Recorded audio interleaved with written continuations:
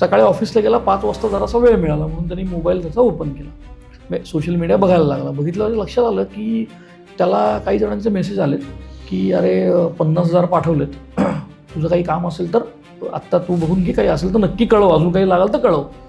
आता 4-5 जणांचा मेसेज आले, त्याला लक्षात आलं नाही. म्हटलं काय प्रकार आहे हा.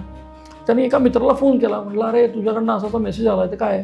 तो म्हटला अरे की तुझ्या फेसबुकच्या प्रोफाईलवरून मला मेसेज आला आहे की तुला जरा अर्जंटली पैसे पाहिजेत आणि म्हणून मी तुला पाठवलेत. मग त्याने त्याच्या लक्षात आलं की काहीतरी गोंधळ झाला आहे. मग त्यांनी सांगितलं की अरे मी तर काही मागितलेलं नाहीत वगैरे सगळं झालं.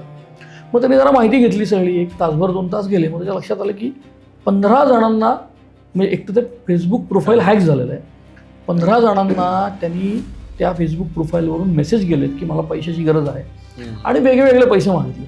अजिबात कुणी मोठी रक्कम मागितलेली नाही आहे. म्हणजे थोडक्यात ज्यांनी कुणी हे सगळं केलं आहे त्याला याचं प्रोफाईलचा याने अभ्यास केला आहे असं म्हणायला हरकत नाही. बरोबर.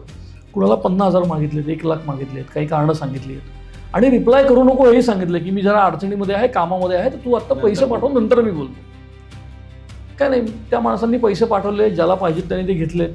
आता याला तर काही पैसे मिळालेले नाही आहेत, यांनी कुणाला पैसे मागितलेले पण नाही आहेत. हे सगळं बघून त्याच्या लक्षात आलं की अरे बापरे, माझ्याबरोबरच हा स्कॅम झालेला आहे.